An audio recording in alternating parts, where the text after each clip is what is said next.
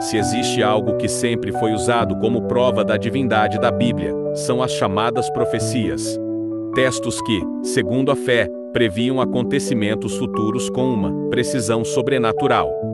Mas será que isso é verdade? Será que a Bíblia realmente contém profecias cumpridas, ou estamos diante de textos manipulados, mal interpretados, ou até inventados muito tempo depois dos acontecimentos?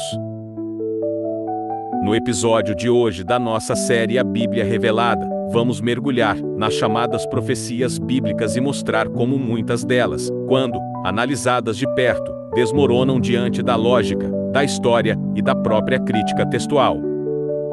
Prepare-se, porque o que você vai ouvir aqui pode mudar para sempre a forma como você olha para o livro mais influente e mais questionado da humanidade. Fique comigo até o final, porque cada detalhe vai expor como as profecias, que deveriam ser a maior prova da fé, se tornam a maior contradição da Bíblia.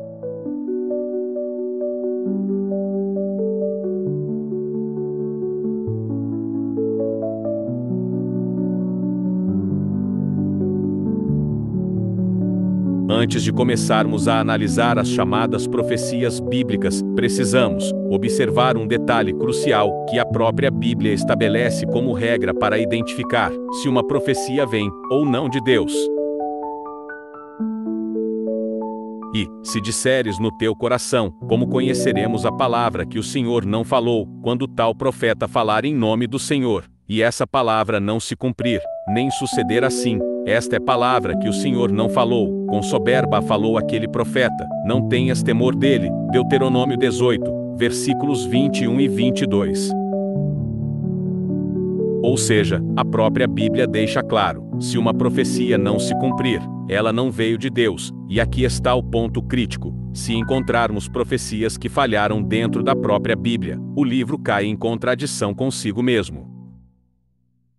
E é justamente aqui que surge a contradição central, quando encontramos profecias que não se realizaram dentro das próprias páginas da Bíblia. O texto perde a sua autoridade, pois, conforme o padrão que a própria Escritura estabelece, se uma promessa não se cumpre, ela não pode ter origem divina, logo não é confiável.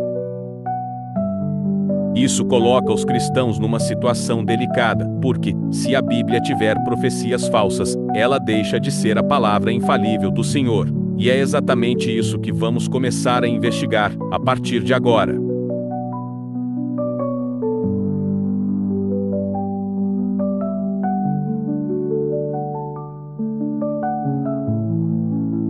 A primeira profecia que vamos analisar está em Isaías 52, versículo 1. O texto diz assim: Desperta, desperta, reveste-te da tua fortaleza, ó Sião, veste-te das tuas roupas formosas, ó Jerusalém, cidade santa, porque nunca mais entrará em ti, nem incircunciso, nem imundo. Segundo essa profecia, Jerusalém seria uma cidade completamente pura, e nenhum incircunciso jamais entraria nela novamente. Mas será que isso realmente aconteceu?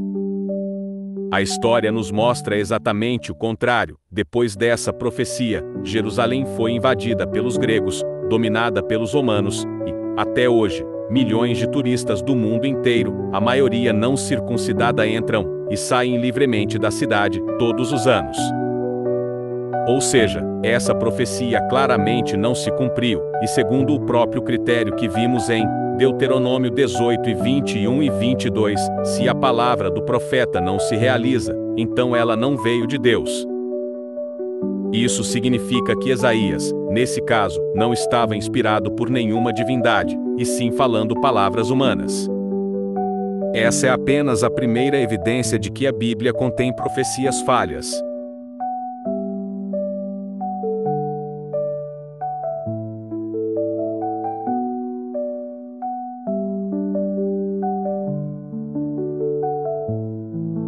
Neste ponto do nosso vídeo, vamos analisar uma das promessas mais polêmicas atribuídas a Jesus, a sua própria volta.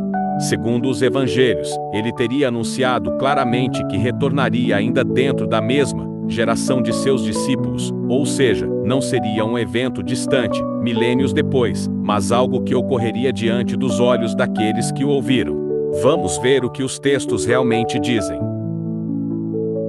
Em Mateus 2:4 e 34, depois de falar sobre a destruição de Jerusalém e o fim dos tempos, Jesus afirma: Em verdade vos digo, que não passará esta geração, sem que todas estas coisas aconteçam. Aqui fica claro que ele promete que tudo se cumpriria, dentro da vida da geração de seus ouvintes. Outro trecho ainda mais direto está em Mateus 16 e 28. Em verdade vos digo, que alguns dos que aqui estão de pé, não provarão a morte, até que vejam vir o Filho do Homem, no seu reino. Ou seja, Jesus teria garantido que alguns de seus apóstolos veriam com os próprios olhos a sua volta antes mesmo de todos morrerem. E em Mateus 10 e 23, ao enviar os discípulos em missão, ele reforça: Em verdade vos digo, que não acabareis de percorrer as cidades de Israel, até que venha o Filho do Homem. Mais uma vez, Jesus coloca sua volta em um horizonte imediato, ligado ao trabalho missionário dos apóstolos. Essas três afirmações deixam pouco espaço para interpretações. Jesus teria prometido voltar dentro da mesma geração, antes da morte de alguns apóstolos, e até mesmo antes de todos os discípulos terminarem sua missão em Israel. No entanto, os séculos se passaram, Jerusalém foi destruída no ano 70 depois de Cristo, os apóstolos morreram, e essa volta não aconteceu. E aqui fica a reflexão. Se realmente essas fossem palavras divinas, infalíveis, elas se cumpririam exatamente como foram ditas. O fato de não terem se cumprido mostra que estamos diante de falas humanas, carregadas de expectativas da época, e não de promessas vindas de um Deus onipotente.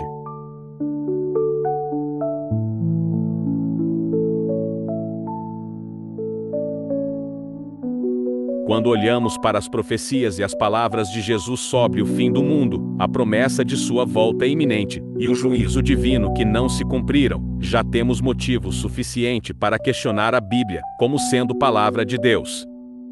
Se fossem de fato palavras vindas de um ser onisciente e infalível, elas teriam acontecido exatamente como foram anunciadas, mas, como vemos, não passaram de expectativas humanas, que nunca se realizaram. E isso não era exclusivo do povo judeu, ou do cristianismo nascente. Outros povos, da mesma época, também tinham seus profetas, suas visões apocalípticas, e suas promessas de redenção que falharam. Sempre que essas profecias não se cumpriam, surgia a necessidade de reinterpretá-las, de criar novas explicações, para que as pessoas não perdessem a fé em uma promessa de justiça divina, que nunca chegava. No fundo, o que temos não são revelações de um Deus, mas sim as palavras de homens, limitados por sua época e por suas crenças, tentando prever ou prometer um futuro que nunca veio. Se você chegou até aqui, obrigado por acompanhar este vídeo, e deixo o convite, continue conosco na série Derrubando Mitos, onde vamos expor mais contradições e ilusões que cercam a fé. Se inscreva, compartilhe e ajude a levar esse conteúdo para mais pessoas.